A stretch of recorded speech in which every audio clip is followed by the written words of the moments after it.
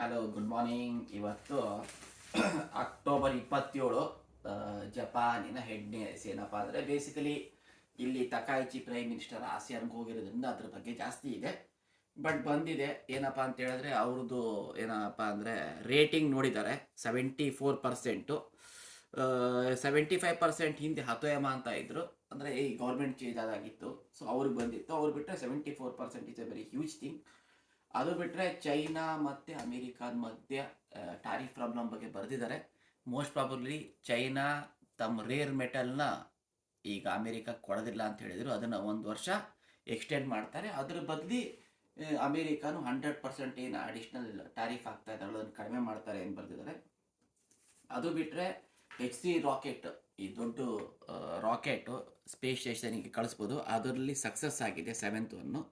ಅದಾದಮೇಲೆ ಇನ್ನೊಂದೇನು ಅಂತಂದು ಹೇಳಿದ್ರೆ, ಪ್ಲಾಸ್ಟಿಕ್ ರೀಸೈಕಲಿಂಗ್ ಬಗ್ಗೆ ಇನ್ಮೇಲಿಂದ ಜಪಾನ್ನಲ್ಲಿ ಜಾಸ್ತಿ ಒತ್ತಡ ಮತ್ತು ರೂಲ್ಗಳು ಬರುತ್ತೆ.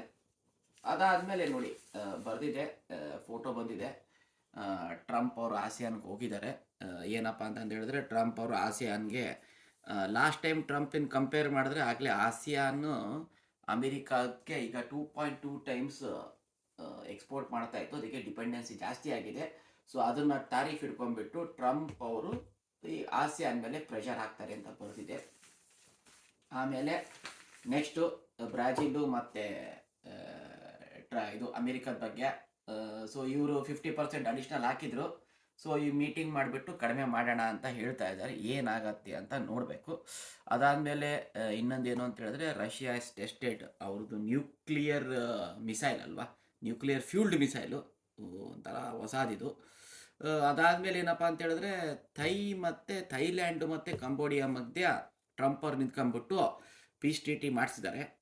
ನಮಗೇನಪ್ಪ ಇದೆ, ಕೊನೆಗೆ ಮಾತಾಡ್ತೀನಿ ಇದ್ರ ಬಗ್ಗೆ.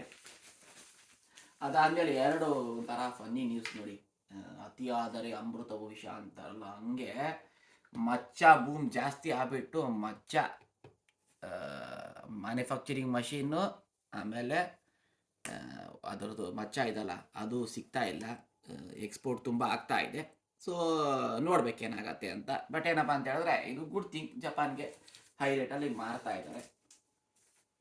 ಸೊ ಲಾಸ್ಟ್ ಏನು ಅಂತಂದು ಹೇಳಿದ್ರೆ ನೋಡಿ, ಜಪಾನ್ನಲ್ಲಿ ತರಕಾರಿಗಳು ಚೆನ್ನಾಗಿ ಬರೀತಾರೆ, ಆದರೆ ತರಕಾರಿಗಳು ಬೀಜ ಬರೀ 10% ಅಂತೆ. 90% ಎಕ್ಸ್ಪೋರ್ಟ್ ಆಗ್ತಾ ಇದೆ.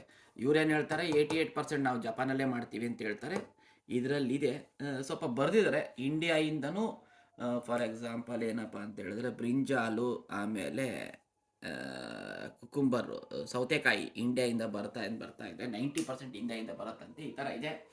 ಬಟ್ ನನಗೇನಿಸುತ್ತೇನು ಅಂತ ಹೇಳಿದ್ರೆ, ಹೈಲೈಟು ನೋಡಿ, ಆಸಿಯಾನ್ಗೆ ನಮ್ಮ ದೇಶ ಜಾಸ್ತಿ ಆ್ಯಕ್ಟಿವಿಯಾಗಿ ಪಾರ್ಟಿಸಿಪೇಟ್ ಮಾಡ್ತಾ ಇಲ್ಲ. ಕಂಬೋಡಿಯಾ ಮತ್ತು ಥೈಲ್ಯಾಂಡು ಒಂದು ಹಿಂದೂ ಟೆಂಪಲ್ ಮೇಲೆ ಈಗ ಜಗಳಾಡ್ತಾ ಇದ್ದಾರೆ. ಭಾರತ ಅಲ್ಲಿ ಹೋಗಿ ಆ್ಯಕ್ಚುಲಿ ಜಾಸ್ತಿ ರೋಲ್ ಪ್ಲೇ ಮಾಡಬೇಕಿತ್ತು. ನಾವು ಆಸಿಯಾನ್ನ ಬಿಟ್ಕೊಡ್ತಾ ಇದ್ದೀವಿ. ಆಸಿಯಾನ್ನ ಇನ್ನೂ ಭಾರತ ಹೋಗ್ಬಿಟ್ಟು ಇನ್ವಾಲ್ವ್ ಆಗಿ, ಅದು ನಮ್ಮ ಏರಿಯಾನೇ ಅದು. ಯಾಕಪ್ಪ ಅಂದರೆ culturally ASEAN is very very near to India. Hinduism Buddhism ಮೇಲೆಲ್ಲ ಹೋಗಿದೆ. ಸ್ವಲ್ಪ ನಮ್ಮ ಗೌರ್ಮೆಂಟ್ ಇನ್ನೊಂದು ಸ್ವಲ್ಪ ಕಷ್ಟಪಡಬೇಕು ಅನಿಸುತ್ತೆ. Thank you.